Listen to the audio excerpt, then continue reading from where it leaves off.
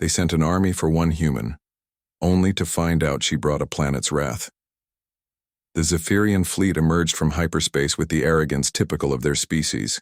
12 dreadnoughts, 40 cruisers, and enough firepower to glass a moon.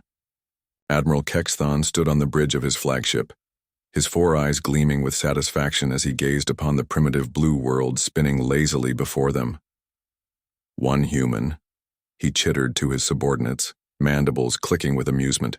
The Galactic Council sends the Third Fleet to retrieve one human female. His tactical officer, a younger Zephyrian with barely formed chitin, dared to question.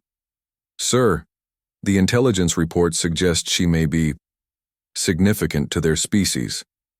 Kexthon's laugh was like grinding metal. "Significant?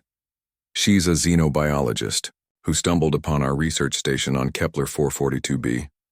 Nothing more. The humans simply want their pet back." What Admiral Kexthon didn't understand, what none of the Zephyrians understood, was that Dr. Sarah Chen wasn't just any xenobiologist.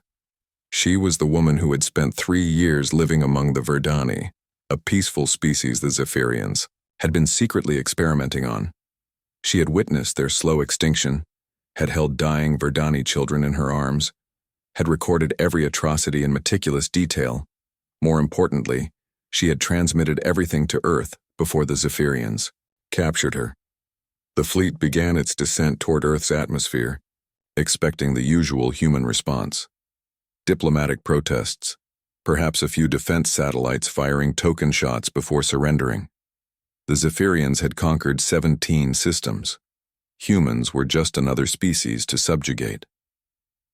The first sign that something was different came when their sensors detected movement from the asteroid belt. "Sir," the tactical officer's voice had lost its earlier confidence, "I'm reading massive energy signatures from the outer system." Kexthon's attention snapped to the display. What he saw there made his primary heart skip a beat. The asteroids were moving, not drifting, but moving with purpose and coordination. As his sensors adjusted, the truth became clear. They weren't asteroids at all. They were ships. Hundreds of them. "Impossible," Kexthon whispered. "Human technology isn't advanced enough for cloaking fields of this magnitude." But as the human fleet decloaked, revealing vessels of impossible size and elegance, the Admiral realized he was looking at something that transcended current human capabilities. These weren't just human ships, they were collaborative efforts bearing the design aesthetics of dozens of species. The communication array crackled to life, and a human voice filled the bridge. It was calm, professional, and absolutely terrifying in its certainty. "Zephyrian Fleet, this is Admiral Rebecca Martinez of the Terran Defense Coalition.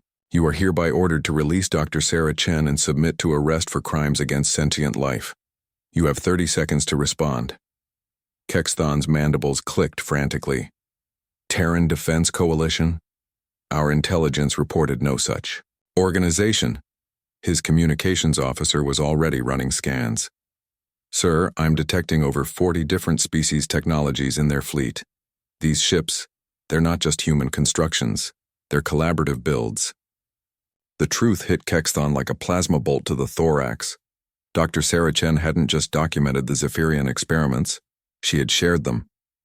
The gentle, curious human who had lived among aliens, who had treated their suffering as her own, had done something unprecedented in galactic history. She had united them. 20 seconds, Admiral Kexthon." The human voice was implacable. Kexthon's tactical display showed the impossible. Draxian quantum torpedoes mounted on human hulls, Altarian shield generators protecting Centauri fighters, Kellian bioships, working in perfect harmony with synthetic constructs. Every species that had ever been touched by Zephyrian aggression was here. Their technologies merged, their purpose unified. "How?" Kexthon breathed. His intelligence officer had found the answer. "Sir, Dr. Chen, she didn't just study alien species. She befriended them. Over the past 15 years, she's lived among 17 different cultures. When her reports reached Earth, the humans didn't just share them with their own government. They shared them with everyone she had ever helped, everyone she had ever touched. The communication came again, But this time it wasn't just Admiral Martinez. It was a chorus of voices: human, Draxian, Altarian, Kellian, and dozens of others, speaking in perfect unison. Dr. Sarah Chen showed us that the universe doesn't have to be a place of conquest and exploitation. She proved that different species can understand each other, protect each other, love each other. You took her from us. You hurt our friend. You made this personal.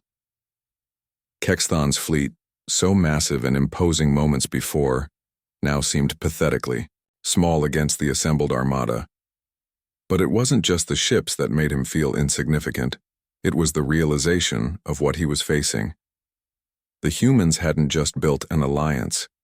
They had created a family. And when you threaten someone's family, you don't face a government or a military. You face everyone who has ever been touched by love. 10 seconds. Admiral Kexthon looked at his tactical display one final time. His fleet could fight, might even inflict significant damage, but the outcome was inevitable. The Zephyrians had made a fundamental miscalculation. They had assumed that power came from technology and numbers. They had never understood that the greatest power in the universe came from connection.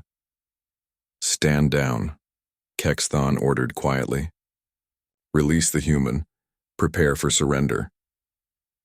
As Dr. Sarah Chen's transport pod docked with the lead human vessel, she smiled through her tears.